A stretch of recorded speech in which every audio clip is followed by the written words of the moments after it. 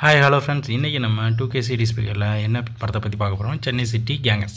இந்த படம் இப்போ ரீசெண்டாக வந்திருக்கு ட்ரெய்லர். இது சூப்பராக இருக்குன்ற மாதிரி தான் நம்மளும் பார்க்குறோம். ஓகே, ஃபர்ஸ்ட் எடுத்த உடனே லிவிங்ஸ்டன் அவர் தான் ஒரு ஃபாதர். அவர் உட்காந்து ஒரு பேப்பர் படிச்சுட்டு இருக்காரு. ஒரு ஃபோன் கட் பண்ண யாருன்னு பார்த்தா நம்ம ரீசெண்டாக இருந்த போன இந்த கராத்தே மாஸ்டர் இந்த படத்தில் நடிச்சிருக்காரு.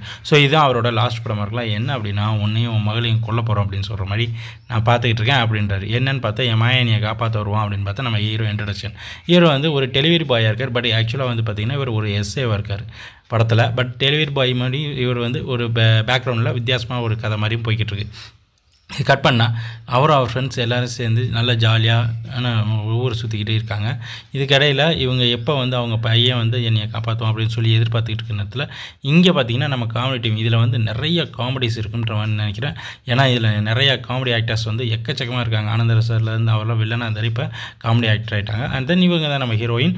ஸோ இன்ட்ரோடக்ஷன்ஸ் இவ்வளோ தூரம் போய்கிட்டு இருக்குது. இதுக்கடுத்து இவரும் இவர் ஃப்ரெண்டும் சேர்ந்து ஒரு ஏரியா பக்கம் போய் பார்த்துக்கிட்டு இருக்காங்க. ஆக்சுவலாக இது வந்து பார்த்திங்கன்னா இவர் போலீஸ் ட்ரெஸ் போட்டு திருடுற வேலையை பார்த்துக்கிட்டு இருப்பார் நான் நினைக்கிறேன். இப்போ ஸோ படம் ரிலீஸ் ஆனதுக்கப்புறம் பார்த்துக்கலாம். கட் பண்ணால் ரெண்டு பேத்துக்கும் ஹீரோவுக்கும் ஹீரோயினுக்கு நடையில் ஒரு குத்து சாங் இருக்குது. சாங் கேட்குறதுக்கு கொஞ்சம் நல்லாயிருக்கு. ஓகே, அதுக்கடுத்து அடுத்த சீன் என்னென்னா, இவங்க ஒரு குவை மாதிரி தோண்டி அதுக்குள்ளே போய் உட்காந்து ஹீரோயின் ரொமான்ஸ் பண்ணிக்கிட்டு இருக்காங்க. இதில் வந்து ஹீரோயின் வந்து ஹீரோ மேலே ரொம்ப பயங்கரமான இம்ப்ரெஸ் ஆகிறாங்க.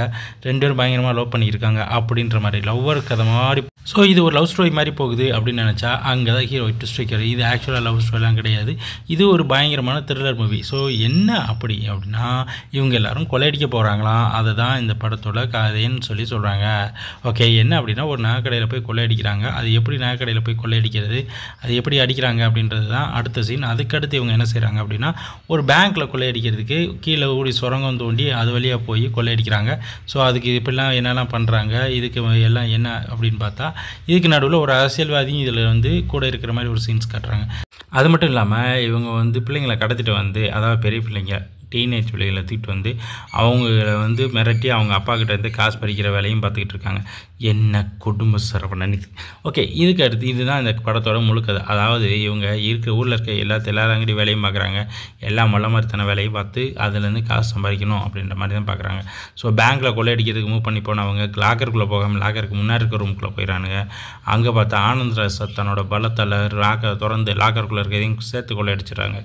ஸோ ஓகே, உள்ள திறந்து எல்லாத்தையும் கொள்ளையடிச்சாச்சு. இதுக்கு அடுத்து என்ன நடந்துச்சு, ஹீரோ என்ன பண்ணாங்க, போலீஸில் மாட்டினாங்களா, இதுக்கு அவங்க கொள்ளையடிச்ச பணத்தெல்லாம் என்ன பண்ணாங்க அப்படின்றத இந்த படத்தோட மீதி கதை. அதே மாதிரி நகைக்கடையிலையும் கொள்ளையடிச்ச சீன்ஸும் இதில் நிறையா வருது. ஸோ இந்த படம் ஃபுல் அண்ட் ஃபுல் ஒரு காமெடியான ஒரு படமாக இருக்கும். த்ரில்லர் படம்னு சொல்லி சொன்னாலும் இல்லை, காமெடி படம் தான்.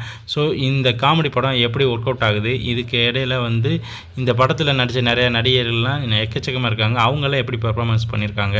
ஏன்னா இது முழுக்க கிட்டத்தட்ட 10-15க்கு மேலே ஒரு காமெடி ஆக்டர்ஸாக இருக்காங்க. இல்லை நம்ம மிஸ் ஆன நம்ம கராத்தே மாஸ்டர் மட்டும்தான் இதில் இல்லை.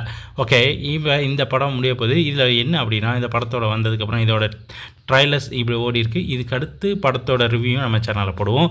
ஸோ இதை நம்மளுக்கு பிடிச்சி எல்லாம் பார்த்துக்கிறவங்க எல்லாருமே நம்ம சேனலை சப்ஸ்கிரைப் பண்ணிக்கோங்க. இதே மாதிரி சப்போர்ட் பண்ணுங்கள். நன்றி, வணக்கம், பாய் பாய்.